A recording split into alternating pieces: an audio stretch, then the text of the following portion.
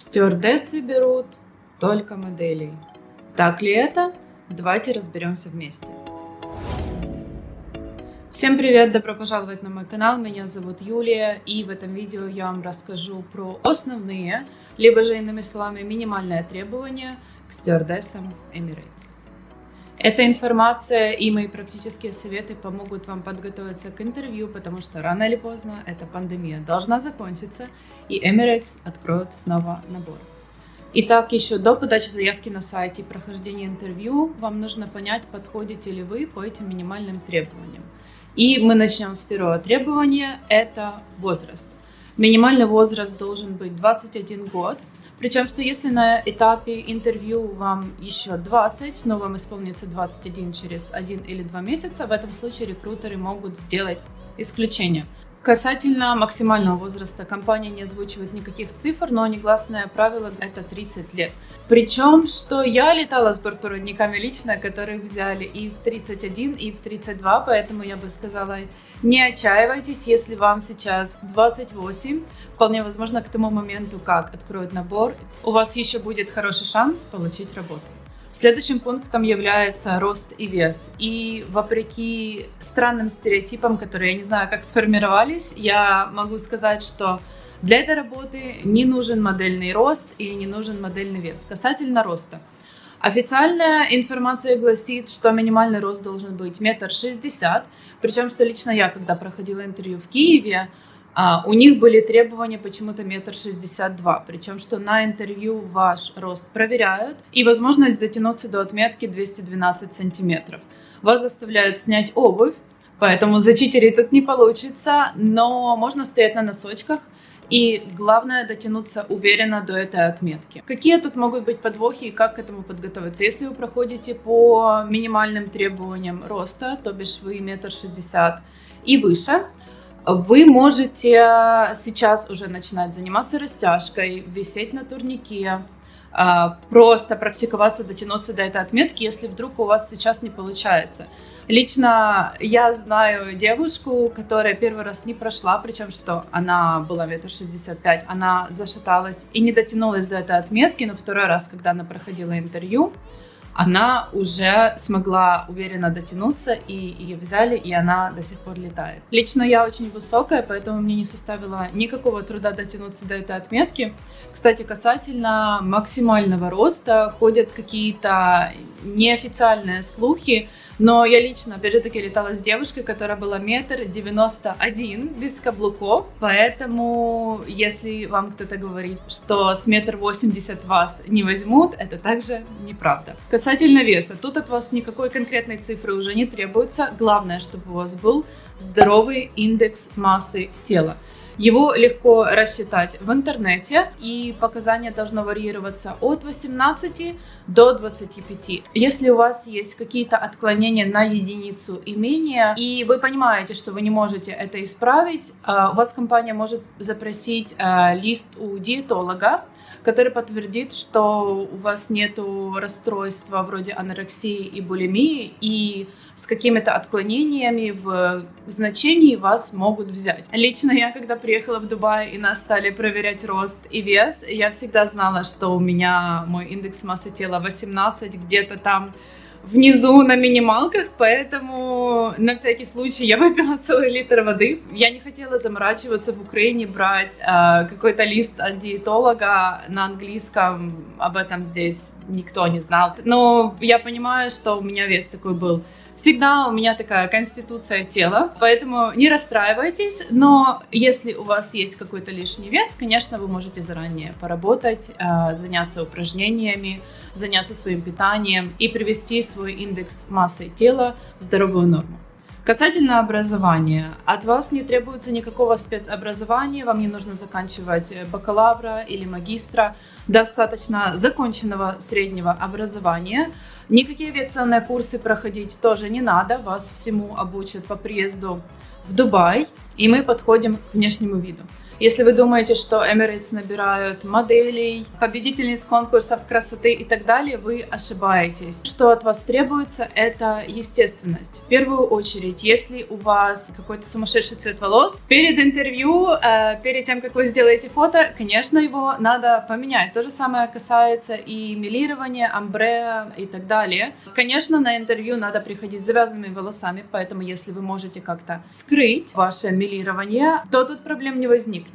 Но по приезду в Дубай, конечно, вас могут заставить перекраситься в первый же день. Причем, что если вы, например, смуглая платиновая блондинка, рассчитывайте на то, что по приезду в Дубай вам могут сказать, что ваш цвет волос не подходит к вашему фототипу. Была у нас девочка-гречанка, которая очень психовала, потому что ее заставили перекраситься в каштановый. Поэтому имейте это в виду. Если же у вас короткая прическа, то, конечно, она не должна быть супер короткой до такой степени, что виднеется кожа, и не должно быть каких-то сумасшедших переходов, а-ля выбритые виски и длинные волосы сверху. Если у вас каре разрешается также, главное, чтобы оно не доставало до воротника. Касательно татуировок и пирсинга.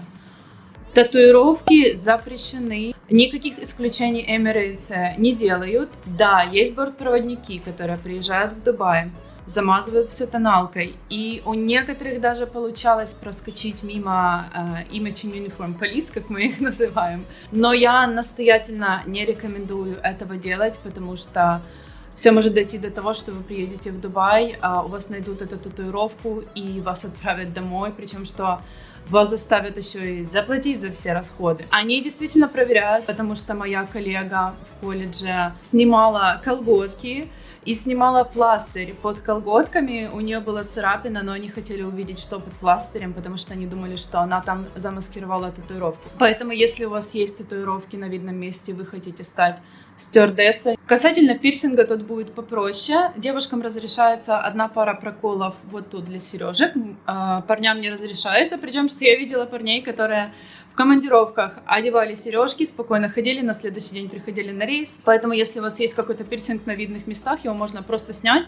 Касательно английского, я думала, что все стюардессы должны быть супер вау, fluent, native speaker и так далее. Но когда я приехала в Дубай, поняла, что это не так. Очень многие бортпроводники разговаривают и делают какие-то грамматические ошибки. Они делают грамматические ошибки, когда пишут отчеты о рейсах. Кто говорит по-английски не очень свободно, вы можете не расстраиваться. Конечно, надо его подтянуть до определенного уровня, поэтому можете начинать сейчас. Смотрите сериалы на английском, фильмы, читайте книги. Не обязательно корпеть над учебником, и вам это принесет также очень хорошие результаты. Касательно умения плавать, могу сказать, что не обязательно быть Яной Клочковой. Во время тренинга на вас оденут жилет, и вскоре вас попросят доплыть до края бассейна. Поэтому, думаю, если разве что у вас аквафобия, это будет тяжело, а так, я бы сказала, это вполне себе легко. Зрение.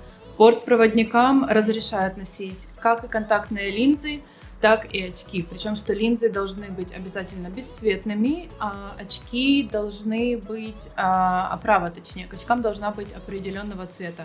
Кстати, напишите в комментариях, подходят мне очки или нет, я себя просто жутко не люблю в очках.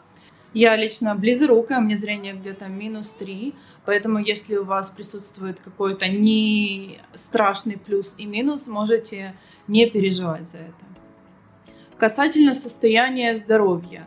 Тут вы должны понимать, что это за работа. Вам придется не спать долгие часы, вам придется таскать тяжести, поднимать, открывать, закрывать багажные полки, загружать какие-то тяжелые духовки. Поэтому вы должны понимать, что по состоянию здоровья вы подходите на эту работу. Компания попытается в этом убедиться, вам будут задавать вопросы касательно каких-то хронических заболеваний, если вы принимаете какие-то медикаменты на постоянной основе. И если это ваша ситуация, будьте готовы к тому, что вам придется предоставить очень много справок от врачей на английском языке с официальной печатью. По прилету в Дубай вас проверят на ВИЧ, сифилис, гепатит и туберкулез. И, кстати, касательно вакцин. Очень актуальная сейчас тема, очень много появилось людей, которые против вакцин. Нам надо сделать много прививок. Я попыталась сделать много чего в Украине, но когда я приехала в Дубай, 2 раза я выходила из кабинета медсестры вот так вот, у меня болели потом плечи, где-то дня 3.